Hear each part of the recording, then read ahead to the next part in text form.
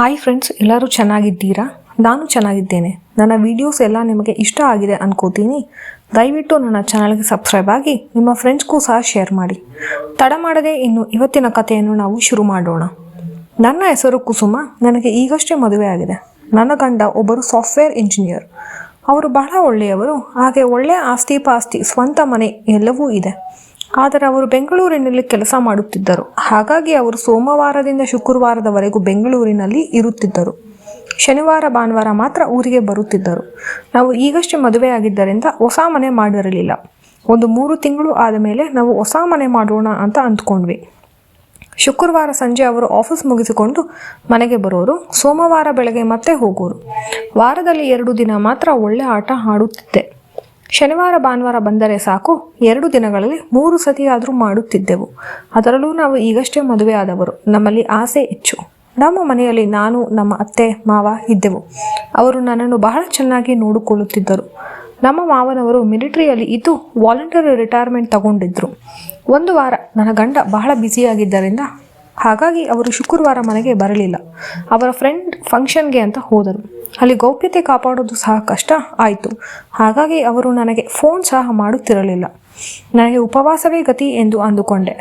ಬಹಳ ಬೇಜಾರಾಗಿ ಮನೆಯಲ್ಲಿ ಇದ್ದೆ. ಇದನ್ನು ನಮ್ಮ ಅತ್ತೆ ಮಾವ ಇಬ್ಬರು ಗಮನಿಸಿದ್ದರು. ನನ್ನ ಕೇಳಿದರು, ಯಾಕೆ ಬೇಜಾರಾಗಿದ್ದೀಯಾ? ನಾನು ಏನೂ ಇಲ್ಲ ಅಂತ ಸಬೂಬು ಹೇಳಿದೆ. ಅದೇ ವಾರ ನಮ್ಮ ಅತ್ತೆಯವರು ತವರು ಮನೆಗೆ ಹೋದರು. ಮನೆಯಲ್ಲಿ ಯಾರೂ ಇರಲಿಲ್ಲ. ನಾನು ಮತ್ತೆ ನಮ್ಮ ಮಾವ ಮಾತ್ರ ಇದ್ದೆವು. ನಮ್ಮ ಮಾವನಿಗೆ ಸಂಜೆ ಆದರೆ ಒಂದು ಡ್ರಿಂಕ್ಸ್ ತೆಗೆದುಕೊಳ್ಳುವ ಅಭ್ಯಾಸವಿತ್ತು. ಅವರು ಪ್ರತಿ ಸಂಜೆ ಒಂದು ಪೆಗ್ ಹಾಕ್ಕೊಳ್ತಾ ಇದ್ರು. ಅವತ್ತು ಸಂಜೆ ಸಹ ಅವರೊಂದು ಪೆಗ್ ಹಾಕೊಳ್ಳೋಕೆ ಅಂತ ಕೂತ್ಕೊಂಡ್ರು.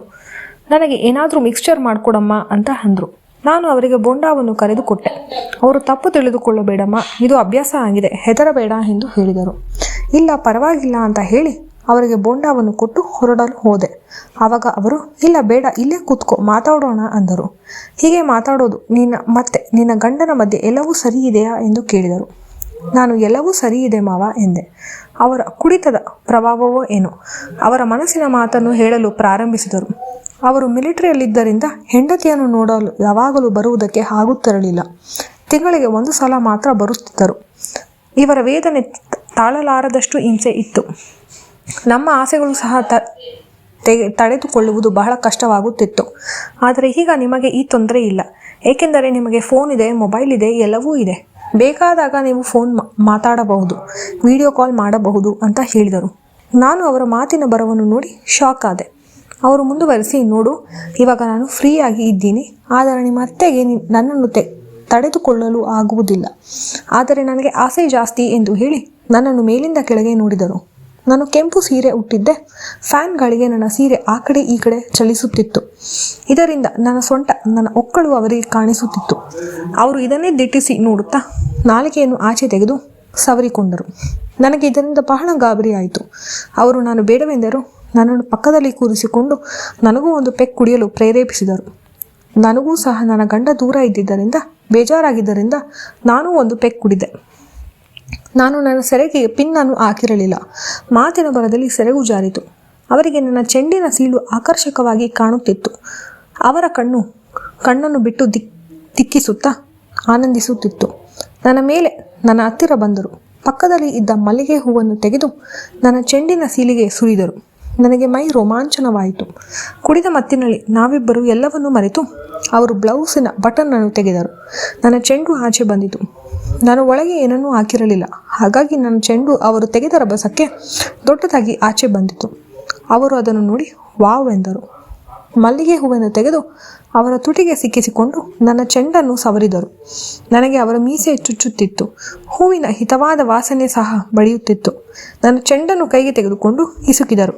ನನ್ನ 2 ಚೆಂಡುಗಳ ಮಧ್ಯೆ ಅವರ ಮುಖವನ್ನು ಇಟ್ಟು ಆನಂದಿಸಿದರು. ನಾನು ಸಂಪೂರ್ಣವಾಗಿ ಮೈ ಮರೆತಿದ್ದೆ. ನನ್ನನ್ನು ಎತ್ತಿಕೊಂಡು ರೂಮಿಗೆ ಹೋದರು. ಇನ್ನುಳಿದ ವಸ್ತ್ರವನ್ನು ಸಹ ತೆಗೆದರು. ಅವರು ಅವರ ವಸ್ತ್ರವನ್ನು ತೆಗೆದರು. ನನ್ನ ಹೂವನ್ನು ಅವರ ಬಾಯಿಂದ ಸವರಿದರು. ಅದು ಸಂಪೂರ್ಣವಾಗಿ ರಸವನ್ನು ಚೆಲ್ಲುತ್ತಿತ್ತು. ಅವರು ಅವರ ಕಾಮದಂಡವನ್ನು ನನ್ನ ಹೂವಿಗೆ ಉಜ್ಜಿ ಒಳಗೆ ನೂಕಿದರು. ಒಂದು 15 ನಿಮಿಷ ಹಿಂದೆ ಮುಂದೆ ಮಾಡುತ್ತಾ ನನ್ನ ಚೆಂಡನ್ನು ಹಿಂಡುತ್ತಾ ರಸವನ್ನೆಲ್ಲ ನನ್ನ ಸುರಂಗಕ್ಕೆ ಸುರಿದರು. ಇಬ್ಬರು ಸಂಪೂರ್ಣವಾಗಿ ತೃಪ್ತಿ ಹೊಂದಿದೆವು. ಇಬ್ಬರಲ್ಲೂ ಆನಂದವಿತ್ತು. ಇಬ್ಬರೂ ಹಾಗೆ ಮಲಗಿದೆವು. ಬೆಳಗ್ಗೆ ಎದ್ದ ಮೇಲೆ ನನಗೆ ಏನಾಗಿದೆ ಎಂದು ತಿಳಿದಿದ್ದು. ಇಬ್ಬರು ಈ ವಿಷಯ ಯಾರಿಗೂ ಗೊತ್ತಾಗಬಾರದು ಎಂದು ನಿರ್ಧರಿಸಿ ಸುಮ್ಮನಿದ್ದೆವು. ನಮ್ಮತ್ತೆ ಬಂದ ಮೇಲೂ ಅವರಿಗೆ ಏನೂ ಗೊತ್ತಾಗಲಿಲ್ಲ. ಮುಂದಿನ ವಾರ ನನ್ನ ಗಂಡ ಬರುತ್ತಾನೆ. ಅವರು ಬಹಳ ದಿನದಿಂದ ಬಂದಿರೋದ್ರಿಂದ ಅವರೂ ಸಂತೋಷದಿಂದ ನನ್ನ ಜೊತೆ ಆಟ ಆಡುತ್ತಾರೆ. ಅವರು ಇಲ್ಲದಾಗ ನಮ್ಮ ಮಾವನ ಜೊತೆ ಆಟ ಆಡುತ್ತಿದ್ದೆ. ನಿಮಗೆ ಈ ಕತೆ ಇಷ್ಟವಾಗಿದ್ದರೆ ಫ್ರೆಂಡ್ಸ್, ನನ್ನ ಚಾನಲ್ಗೆ ಸಬ್ಸ್ಕ್ರೈಬ್ ಆಗಿ, ವಿಡಿಯೋಗೆ ಒಂದು ಲೈಕ್ ಕೊಟ್ಟು ಬೆಲ್ ಐಕನನ್ನು ಪ್ರೆಸ್ ಮಾಡಿ. ಧನ್ಯವಾದಗಳು.